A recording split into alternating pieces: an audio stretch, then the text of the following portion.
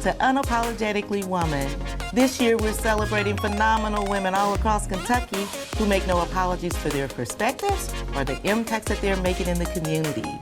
Today we're celebrating Terri Bryant. Terri is a wife, a mom, a co-host of Hits and Heels podcast, and the first female coach of the Derby City Dynamite women's tackle football team, and the winningest female coach at Crawford Middle School. Unapologetically Woman, Terri Bryant, that's you. Congratulations. Thank you. Thank you for having me. Where did this love for sports come in at? Just as a young person, sports saved my life. What do you mean by that? I just had one of those childhoods that was just a little bit challenging. And I started participating in sports at school and found out that I was good or I was better than what everyone else was doing. And I kind of just stuck with it. And I started playing volleyball and basketball and softball, and I excelled in all of it. And all of that. And started breaking, I think I broke my first record in the 4th grade. And from there, it just flourished. And it was just something that I just ended up doing. And thank goodness that I do it. It was an outlet for me growing up. And do you think it's an outlet for a lot of kids that play sports? I do think it's an outlet. And helps them to stay on track. It helps them to stay on track. It helps them to stay focused. For girls, it helps with their self-esteem. And I think that's really, really huge for, to participate in sports. But it gives so many other life lessons that carries on into the workplace as well. Absolutely. And so you came to Kentucky from Mobile, Alabama. Kind of.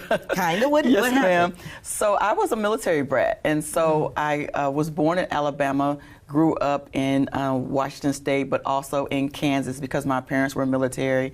And then I married a guy that was in the military, and that's how I got stuck in Kentucky. And so you ended up marrying a guy who happens to what? He loves sports. And now my husband now absolutely loves sports, and thank goodness he does. He's also a coach, and he's the one that got me coaching football. Tell us about that. So my husband is Cisco Bryant, and he's a legendary coach. He's also officiates. He coaches baseball and football. We have a son that, my stepson that plays football. And Ty was at Frederick Douglass and was starting as a freshman in high school, which is unheard of. So my husband was coaching at Bryan Station at that time. He had to step down because he wanted to watch Ty on Fridays. And so he took that year off, and then the Crawford job came open some kind of way. He came home, asked me about it. I told him to go for it because I know how much he loves coaching. And when he came home, he told me that he made me his assistant head coach. Now, see, that's what I'm talking about. But now, Ty is on his way to the University of Kentucky to play football, yeah, right? He actually just finished his first year at Kentucky. Mm-hmm. He had a great freshman year. There were 3 games in a row where he started as a true freshman. He led the team in tackles against Tennessee, was co-SEC Freshman Player of the Week against Mississippi State, and led the team in tackles against Alabama. We're very proud of him. Mm-hmm. And then you have Jalen. I have Jalen. Mm-hmm. Jalen is our big baby, and Jalen has her master's from EKU. She excelled in sports at Bryan Station, and now she is the Assistant Director of Housing and Auxiliary Services at Governor State University in Chicago, and she's also in her doctorate program. Girl, just go ahead. Wipe those shoulders off. Just do it. Yes, we're just very, do very. It. You did all of that. My best accomplishments are the children. What you've done with your family. Absolutely. How important is that to you? Just so important. Family is everything for me, and again, they're my why. They're my why of why I do everything that I do. My schedule is crazy, but seeing them proud of me, I think helps to drive what I do. So I think because I'm so proud of them. Yeah, I want them to be just as proud of me as I am of them because I'm so proud of them. And when you said that, I was like, oh gosh, that goes both ways because she's proud of them, they're proud of her. That means that a lot of work went into all of that. It's a lot of work. A lot of people wouldn't be able to handle our schedules. What kind of challenges have you faced? Well, like no vacations.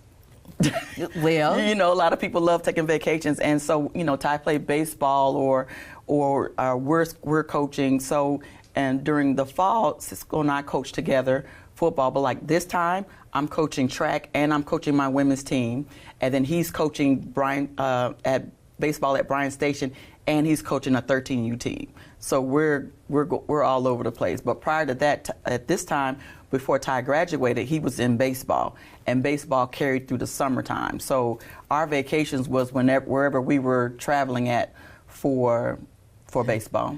well, and not just baseball, but you also dedicated your summers to AAU basketball because you were coaching a team over the summer, even when school was closed. Yes, so that was prior to my daughter graduating. So so when she was in school, we did some AAU, and then it was a lot. And I'm going to tell you, you coached one of my favorite AAU teams, the Central Kentucky Angels. I'm so thankful for the Central Kentucky Angels and Mike Graves for giving me that opportunity to be able to coach with that organization. Mike Graves, let me tell you, one of the things that I know about Mike Graves is he has given and supported more women in sports than anybody else that I know of. I think the Central Kentucky Angels organization itself has been very, very pivotal with putting a lot of our girls on to getting even scholarships to the next level. You know, I can name a couple right now that I'm so proud of them, including my daughter. My daughter played with the Kentucky Angels. Well, and you know, we're sitting here and we're talking about it, and I'm thinking, not just did it take them to the next level in sports, it took them to the next level in what life. they were going to do in life. Absolutely. You know, because the ball stops bouncing at some time. You know, the ball doesn't continue to bounce. Now, for Brianna Green, it sure does, because she's in the Harlem Globetrotters, and she went through that program, you know, with you and, you know, all of those different coaches. But you have people that went through that program that are just doing all kinds of amazing things. We're so incredible. I'm so grateful for that organization and Mike Graves. Absolutely.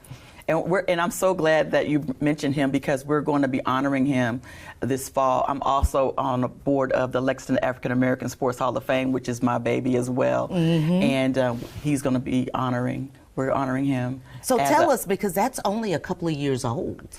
This is our third year with them. I'm so glad that that the Joneses allowed me to be one of the founding members with the Lexington African American Sports Hall of Fame. He and my husband is too. And because of our love for sports, and we're not even from Lexington, and we were asked to be a part of the board. So we're definitely just so grateful and thankful to be a part of that. And it is absolutely one of the most rewarding projects that I've been a part of, because just being able to honor people that have never been honored before, or that just haven't been recognized for years. There's some people, they haven't been recognized in 20, 30, 40, 50 years, and now we're able to kind of bring them back relevant again. And just seeing the phone calls, I was privileged to be able to make a phone call to a couple of people, and just hearing their voice and how thankful they were of getting the call that they were being nominated and inducted into the Hall of Fame was absolutely unbelievable. Well, and I'm so glad that you guys have that platform and that you sit on the board, and, you know, we're one of the founding members there, and, you know, doing all of that hard work, because it is truly, you know, people don't really realize what goes in to all of it. It's hard work. And we know we're not getting paid, don't expect to get paid, but we show up, lots of Zoom calls and lots of meetings and lots of planning, and the first two galas were absolutely immaculate, first class, red carpet treatment, and they get picked up in limos, and the food is good, and we have entertainment, and then it is first class. And the salads are great, because I ate 3 at my table. I can tell you that. Yes, ma'am. Yeah, I can't wait. So what's next for you? What's next?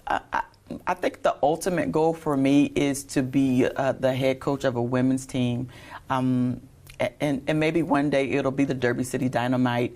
One of the things that most people don't know about the Derby City Dynamite is that they're the only the only pro team in the state of Kentucky that has brought the state of Kentucky a national championship.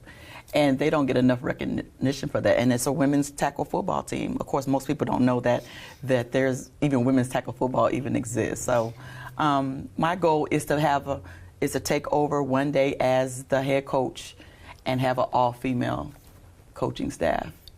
I think you can do it. I hope so. I hope it'll happen one day. I think you can do it. So when you're not doing all of this, what are you doing for yourself? Where are you one of those that's driving down the road with the music blaring, or are you riding in silence? I'm usually riding in silence or something personal development. I'm always trying to make myself better. So most of the stuff on my playlist is probably personal development, something to make me better, something to help me to inspire other people. You're always how to motivate other people, whatever to make me better or the people around me better. What's your real first name? Tarangela. Ooh, you don't tell nobody that. I am the only person in the whole wide world named Tarangela. I've never heard it before.